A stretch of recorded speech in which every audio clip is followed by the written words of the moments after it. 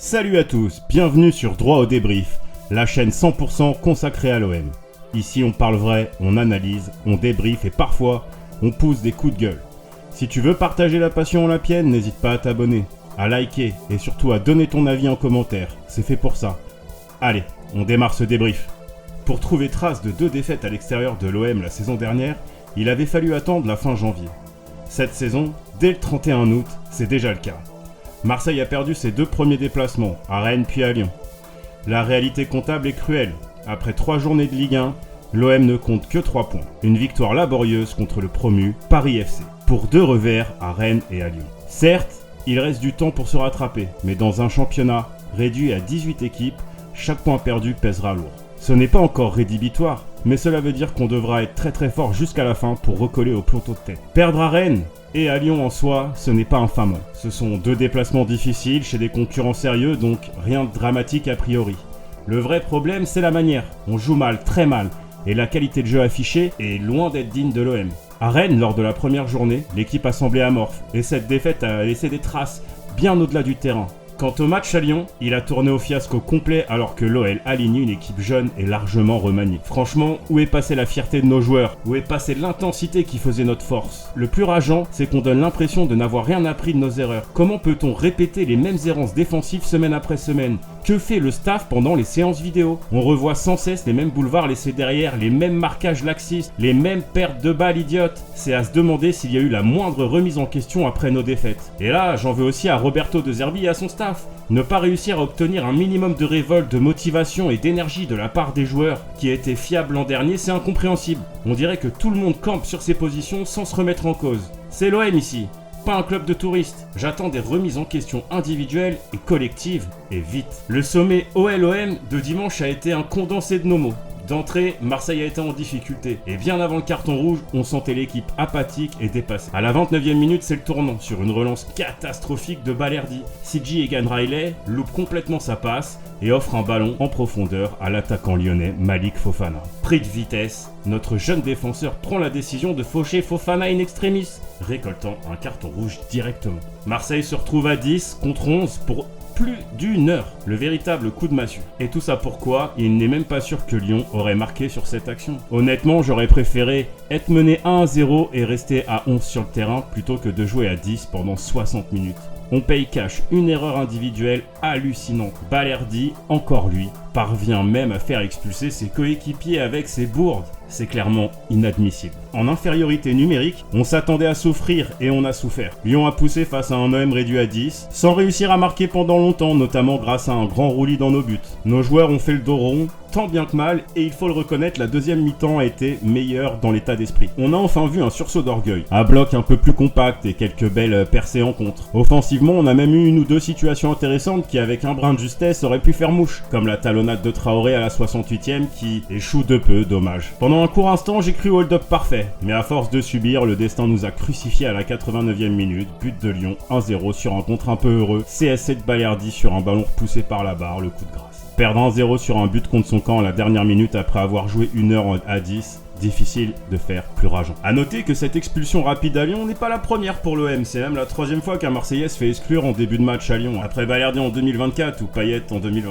Cette pelouse du Groupama Stadium semble maudite pour nous. Mais ce serait trop facile de blâmer la malchance ou l'arbitrage. La vérité, c'est qu'on s'est tiré une balle dans le pied tout seul. Ce qui me met hors de moi, c'est la défaillance des joueurs censés porter l'équipe. On attendait monts et merveilles de certains cadres, et au final, ce sont eux qui nous plombent. Léo Balerdi, notre capitaine dimanche, a livré une performance catastrophique. On l'a dit, sa passe manquée offre l'occasion qui amène le rouge d'Egan Riley. Puis il marque contre son camp en fin de match. 2 erreurs décisives dans le même match. Capitaine, un capitaine ça montre l'exemple. Et là, c'est tout l'inverse. Balerdi, depuis le début de saison, c'est une catastrophe industrielle. Qu'il fasse son mea culpa, c'est une chose, mais on a besoin qu'il se reprenne très vite sur le terrain, sinon ce sera le banc de touche, recru ou pas recru, mais recru. Et que dire de Mason Greenwood, le grand espoir offensif venu de Manchester, censé exploser chez nous. Et là, il continue de nous faire des matchs sans nous honorer de sa présence footballistique. Dimanche, on l'a vu errer sur le terrain, sans envie, sans combativité, ne proposant rien offensivement et n'aidant même pas en défense. Un fantôme.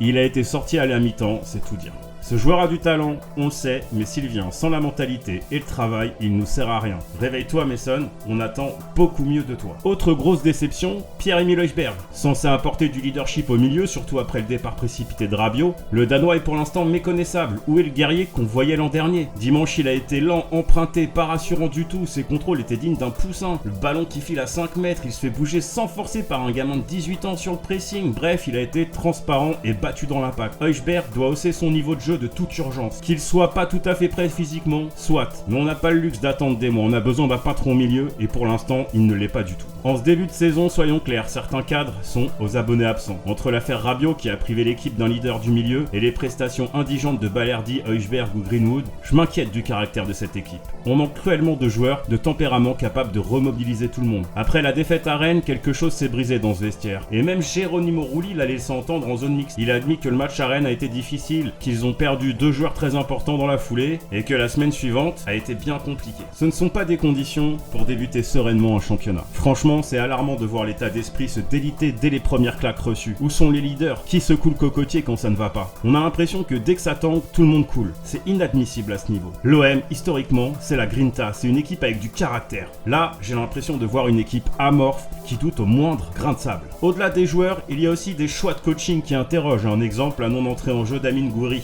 Honnêtement, je ne comprends pas pourquoi De Zerbi ne l'a pas fait entrer, surtout contre son club formateur, où il aurait eu à cœur de briller.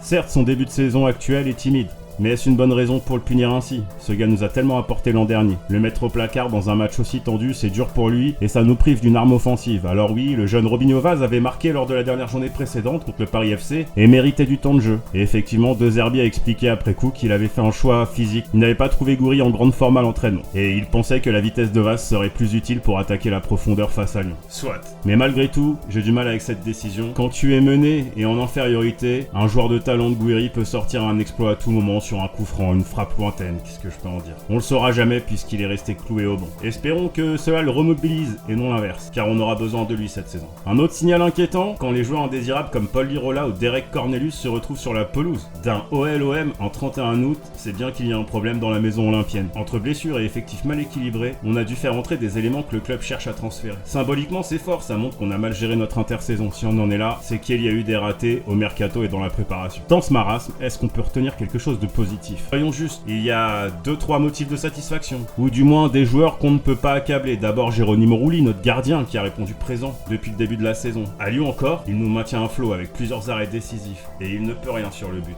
Rulli fait le job, c'est l'un des rares à être à son niveau attendu. Ensuite, Pierre-Emerick Aubameyang. On n'a pas à reprocher grand chose à Oba. Sur ce début de saison, il se bat devant et il montre l'exemple avec son professionnalisme. Évidemment, il était isolé en infériorité numérique à Lyon, et il a pas eu beaucoup de ballons exploitables, mais son attitude elle est irréprochable. Ces deux-là, Rulli et Aubameyang, sont les deux seuls cadres qui répondent aux attentes pour l'instant. J'ajouterai également la bonne surprise Ahmed Junior Traoré, arrivé quelques jours avant sur la pointe des pieds. Il a montré de belles choses contre Lyon, je l'ai trouvé très intéressant, discipliné dans les efforts défensifs, intelligent dans ses protections de balles et ses décalages. Il a été l'un des seuls à apporter un peu de lien offensif. Il aurait même pu être décisif avec un brin de réussite, avec cette fameuse talonnade à la 68e. Traoré va progressivement prendre ses marques et c'est encourageant pour la suite. Enfin, comment ne pas mentionner Nomino? Dans ce marasme, ce sont les jeunes du centre de formation qui ont apporté une lueur d'espoir et de la fraîcheur. Bilal Nadir, titularisé d'entrée dans l'Olympico, a montré de la personnalité même s'il a dû sortir rapidement après le carton rouge. Robinho Vaz a encore apporté de la vitesse et du culot en entrant en jeu. Et Daryl Bakola a connu ses premières minutes récemment et on sent qu'il y a vraiment du potentiel. Ces joueurs jouent sans complexe et donnent tout ce qu'ils ont et honnêtement ça fait plaisir à voir. Quand je vois que les rares étincelles viennent de gamins formés au club pendant que certains cadres se cachent, ça me met en colère mais au moins ces minots méritent notre respect. Eux ils mouillent le maillot dès qu'on fait appel à eux. Alors bravo les jeunes, continuez comme ça, aux anciens d'en prendre de la graine. Malgré toute la colère légitime qui inspire ce début de saison, je veux finir sur une note d'espoir. Oui, on joue mal, oui, on a déjà 2 défaites au compteur en 3 matchs. Oui, le club traverse une sale période entre résultats sportifs décevants et tensions internes, mais la saison est loin d'être terminée et l'OM peut encore se relever si tout le monde se bouge. La trêve internationale tombe à pic, elle va permettre de calmer un peu les esprits, de remettre les têtes à l'endroit et d'intégrer nos nouvelles recrues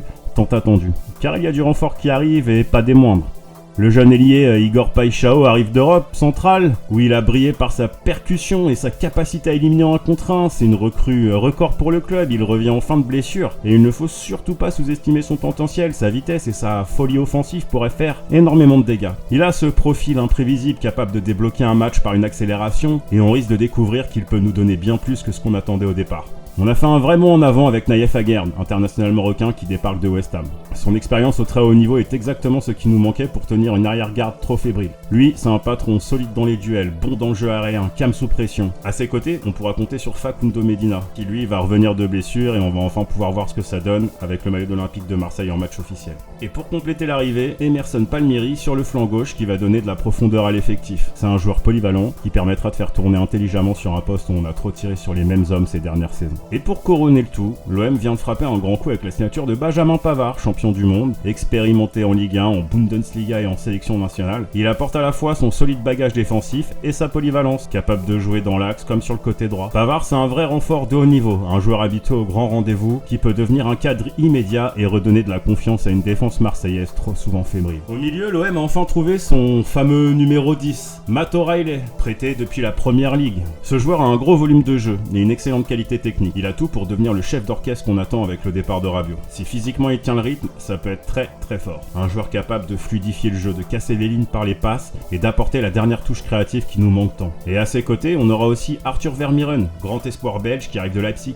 réputé pour sa maturité incroyable malgré son jeune âge. C'est un joueur qui va densifier le milieu, amener de la récupération, de l'intensité et surtout de la lucidité balle au pied. Avec une entrée entre jeu a enfin un vrai équilibre. Toutes ces arrivées combinées au retour de blessés peuvent changer la donne. Bref, sur le papier, l'effectif après la trêve aura fière allure. À De Zerbi maintenant de trouver la bonne formule avec tout ce beau monde et surtout de recréer une âme à cette équipe. Parce que les noms c'est bien, l'état d'esprit c'est mieux. Tout le monde aura eu le temps de digérer l'affaire Rabiot pendant la trêve et il faudra repartir de l'avant en laissant ce feuilleton derrière nous. On ne peut pas changer le passé, mais on peut écrire la suite différemment. Geronimo Rulli l'a dit lui-même, nous devons travailler encore plus. Je pense que nous allons retrouver l'OM que nous connaissons. Tout est là, travailler sans se remettre en question. Jouer en équipe avec le cœur, le talent, on l'a dans cet effectif. Si on y ajoute l'envie et la solidarité, on reviendra plus fort après la trêve, j'en suis convaincu. Rien n'est perdu, 3 points sur 9, ce n'est pas un départ rêvé, mais ce n'est pas non plus un gouffre insurmontable. Le championnat est un marathon, pas un sprint, à condition de corriger rapidement le tir. L'OM a toujours son mot à dire sur cette saison. Alors oui, ce coup de gueule était nécessaire parce que ce qu'on a vu en août est indigne de l'Olympique de Marseille.